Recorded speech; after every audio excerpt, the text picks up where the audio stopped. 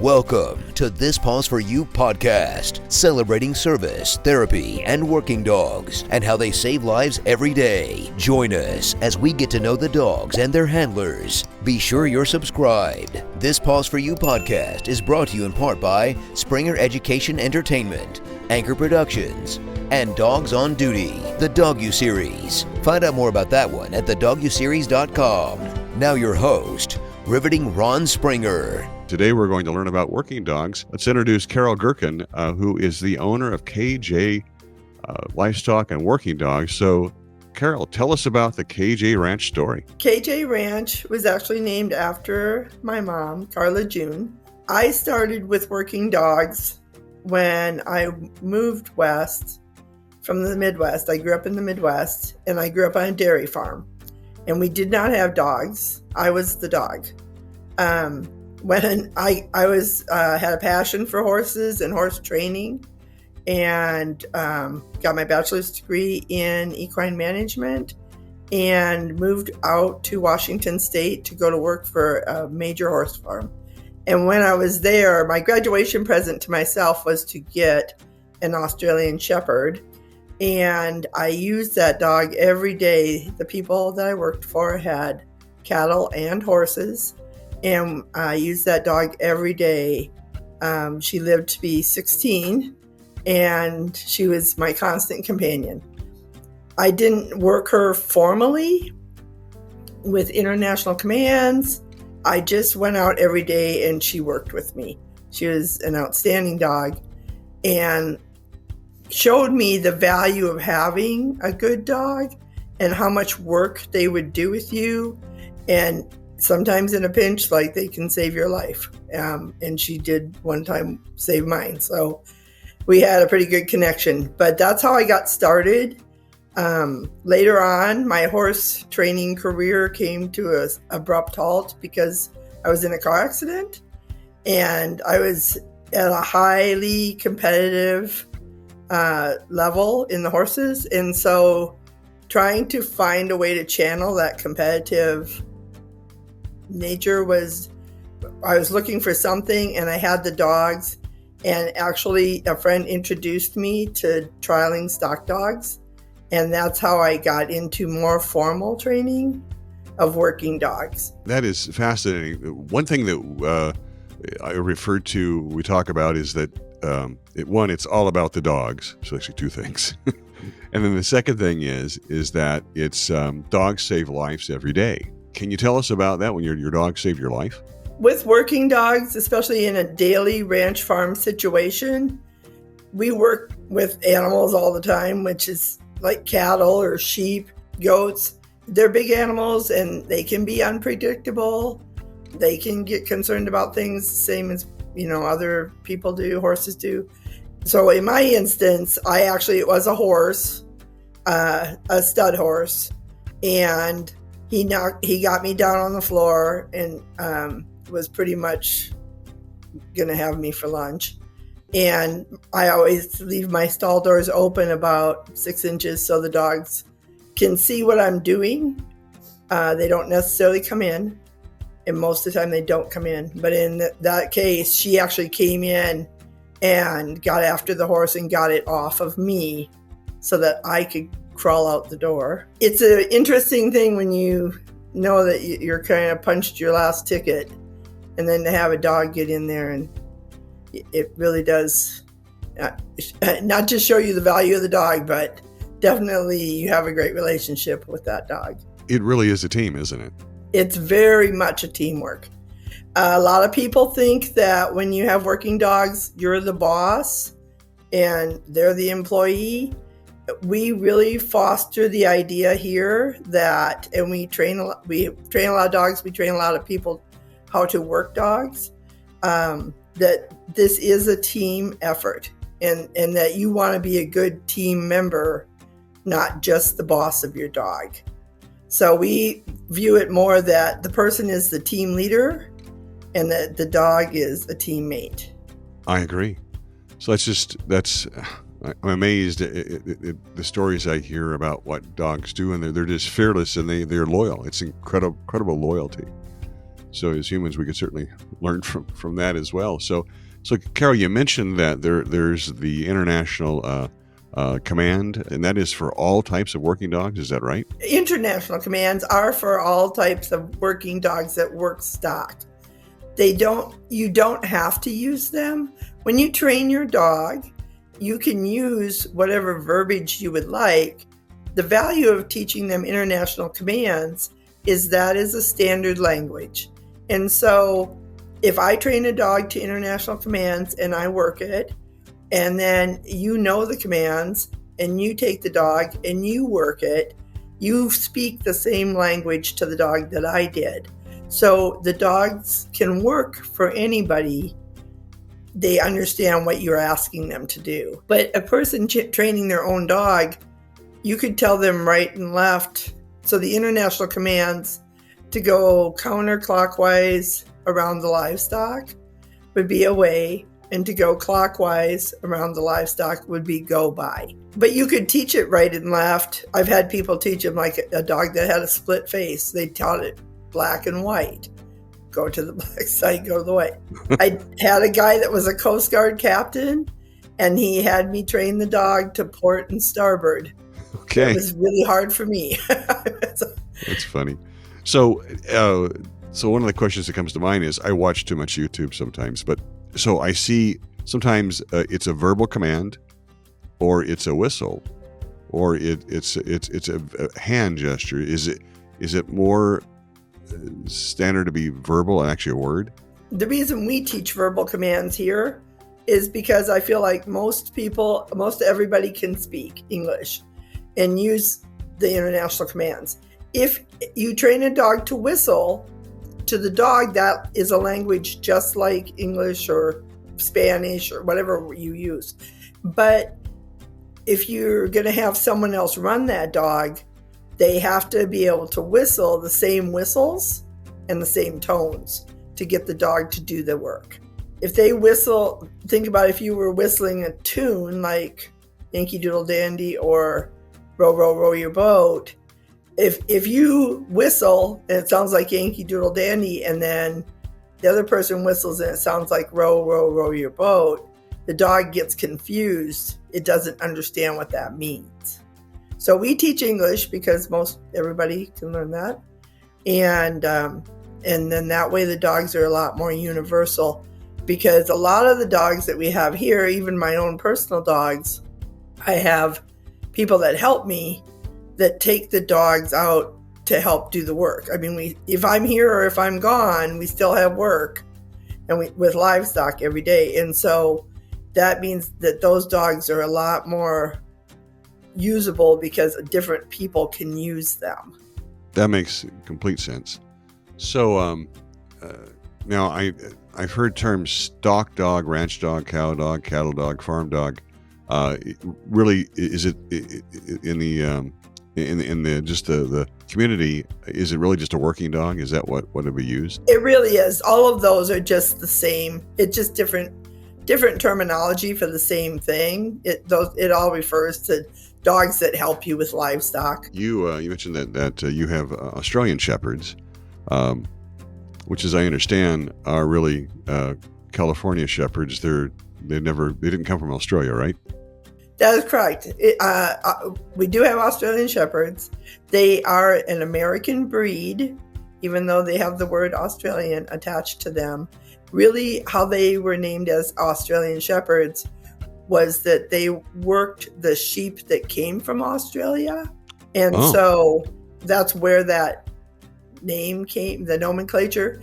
But it's a breed that was developed in the United States. So then I've heard McNab, other kinds of Kelpie as well. Are those all similar breeds? Or there are a lot of different herding breeds, about 30. The main herding breeds are Border Collies, Kelpies, Australian Shepherds. The McNabs is a variation of the Border Collie. There's a kind of a hybrid type breed of dog called the Hanging Tree Cow Dogs. It depends on the job that you want the dog to do. Those are the most common dogs. but other dogs are herding breeds. German Shepherds are a herding breed. Rottweilers are a herding breed. They work a different style.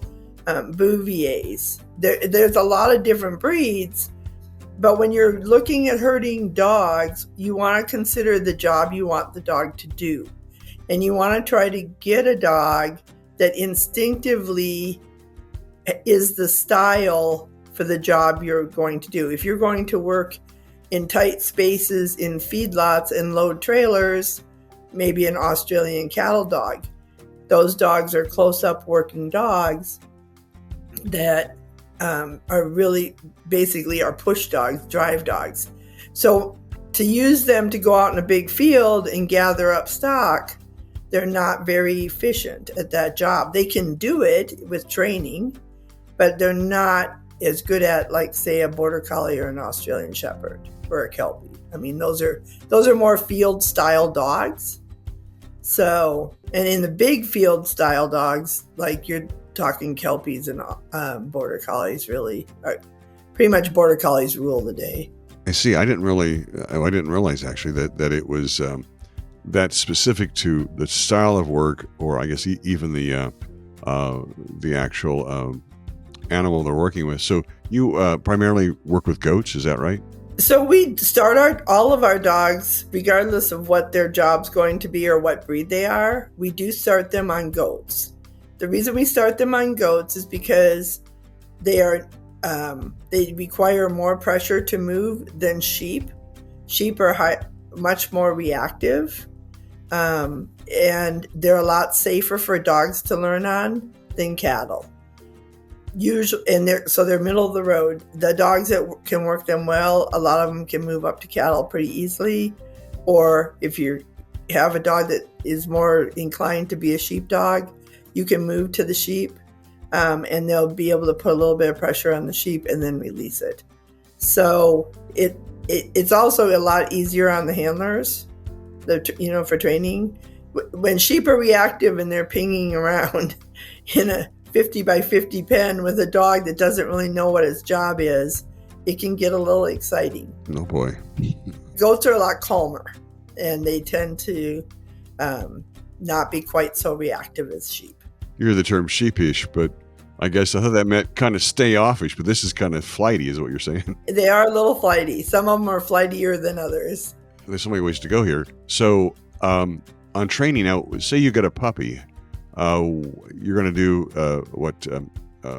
canine kind of good citizen stuff first, and then move on to the actual specific task. So what does it look like when you get a puppy? How does it go? When you have a puppy, usually what we do recommend is that you do all of the canine good citizen type training. Teach it to walk on a leash, teach it to sit, teach it to come when you call it.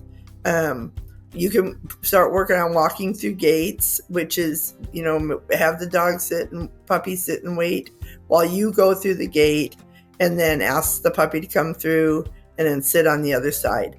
All of those things start a foundation and start creating that teamwork that you need before you ever introduce to the livestock.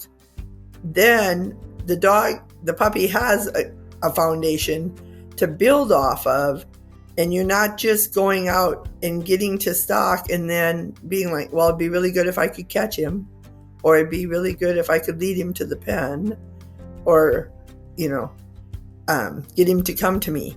So getting that foundation away from livestock is definitely the first step.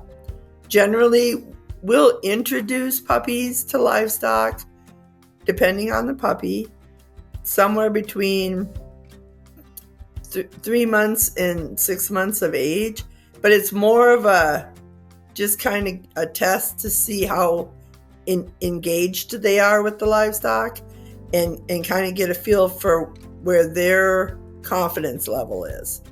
I usually, when people call me about, I want to bring my puppy out and see if it's interested, I generally tell them, depending on the type of dog it is, breed, but usually my rule of thumb is to wait till they're at least 6 months old to introduce them.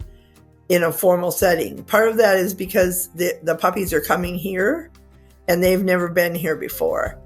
My own puppies that I raise here, we'll put them on stock even when they're 8 weeks old. Now, I say we put them on stock, that's ducks, right? It's just to see what their interest level is. And we look for things like balance and rate and,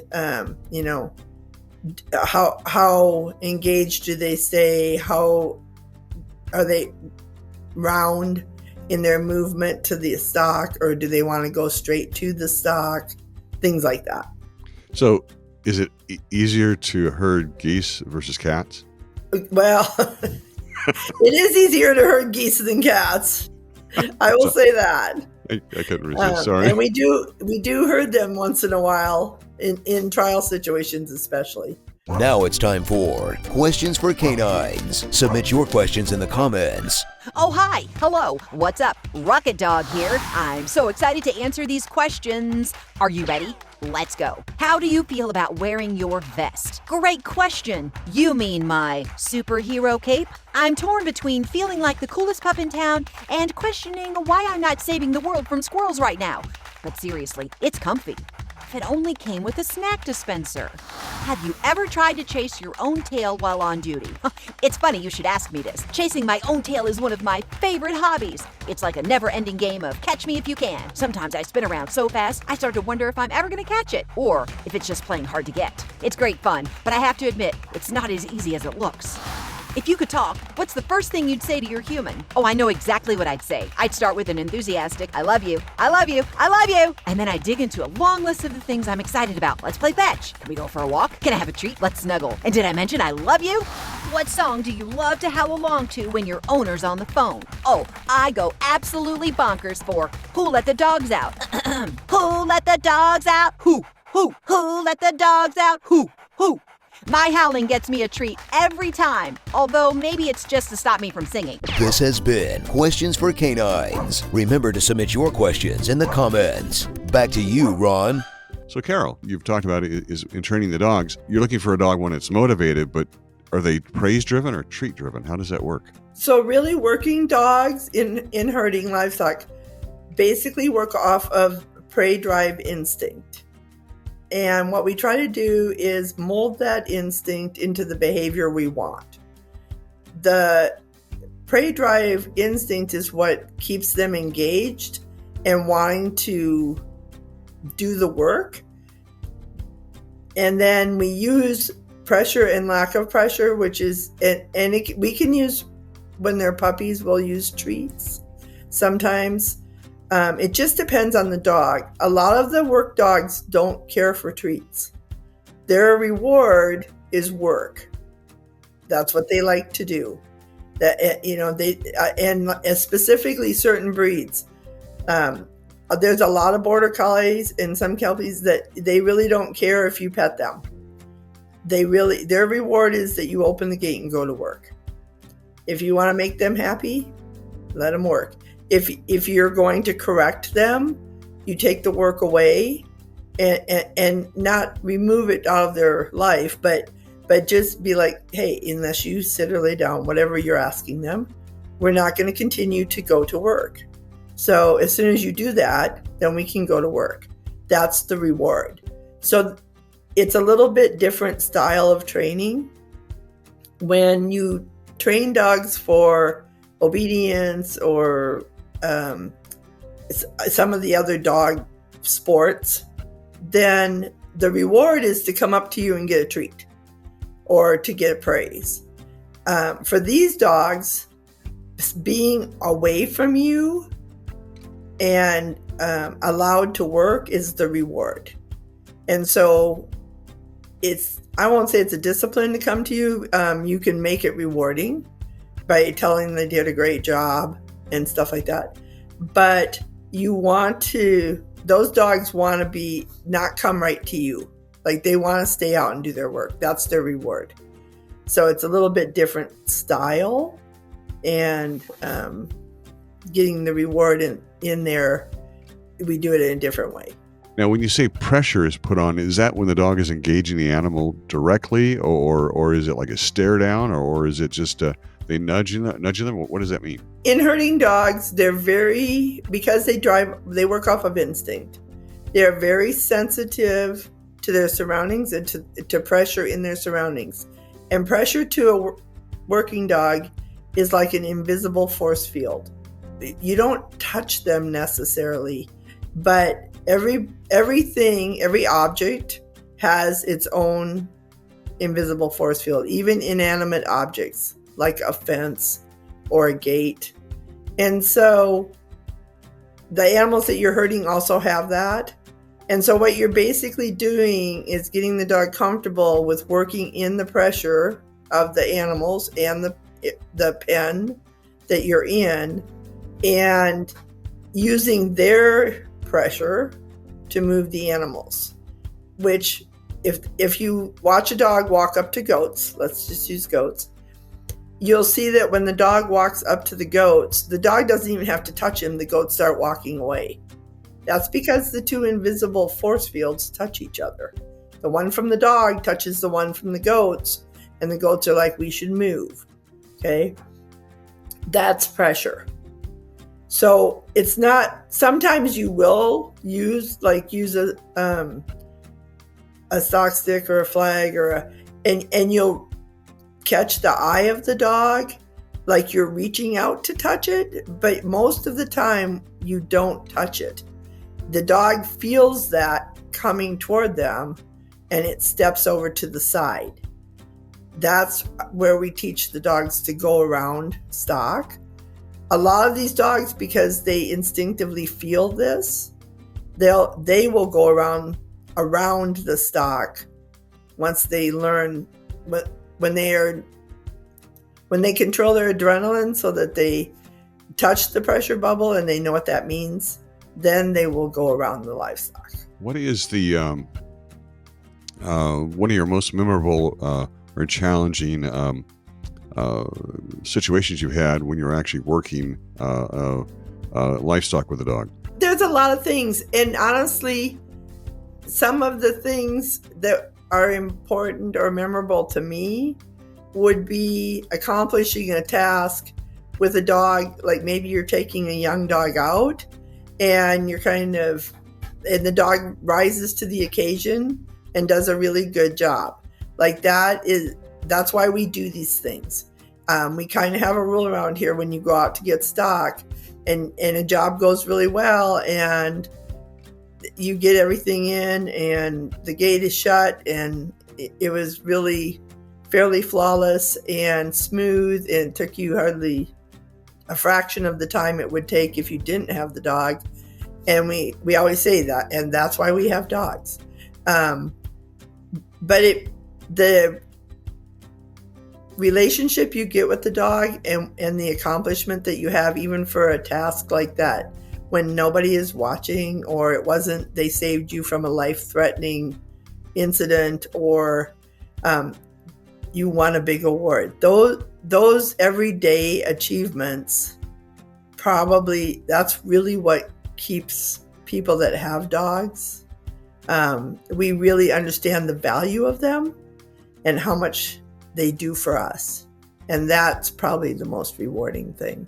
Awesome. So it really is a team. And then, it's just a matter of whatever the job is. It's a team. You go out and you do your work, and it's the mutual, I guess, respect and a relationship between the handler and the dog.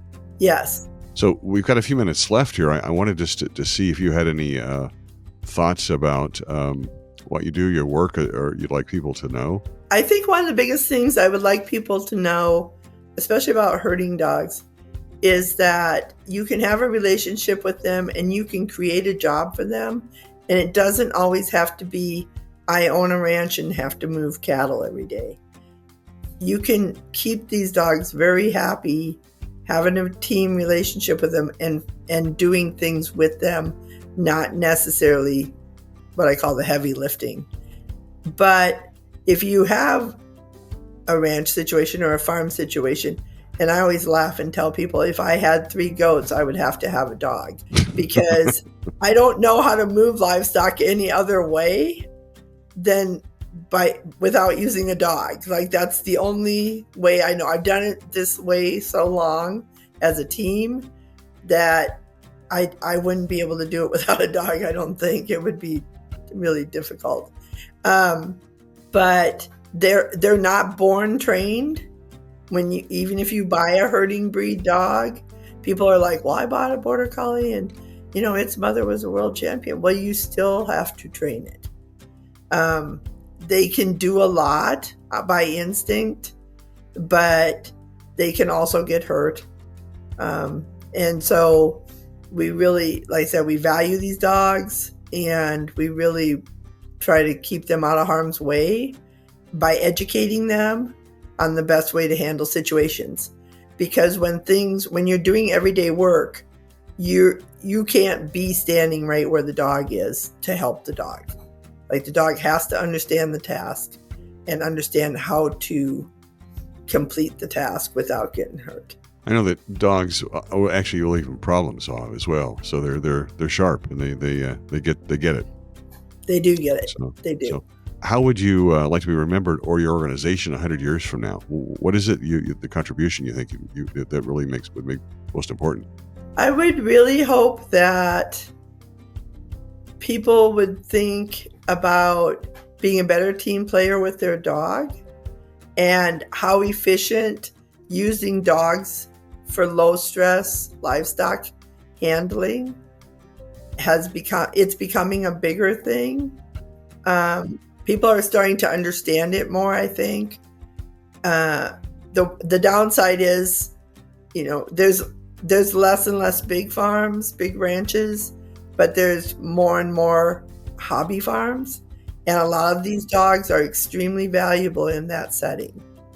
So I would hope that people would think about being a better team player and how much these dogs contribute to our work, to our lifestyle. That's awesome. It really is a team and it's a lifestyle. So if people wanted to get a hold of you, how could they reach you? What's the best way? The best way is to go to my website, probably, which is KJ Cow Dogs, or to email me at kjaussies1@gmail.com. Thank you, Carol. It's been great to chat with you. And listening audience, if you'd like to know more about this, check out the links below and share this with anybody. And until next time, Epic Voice Guy John Bailey, take it away. Thanks for listening and for subscribing to This PAW'S for You podcast. Visit our website, tpfypod.com. We are currently accepting submissions for additional sponsors so they can pay me with more than just dog biscuits. That could be you. This is Epic Voice Guy John Bailey saying, until next time, ruff, ruff, bow, wow, sniff, sniff.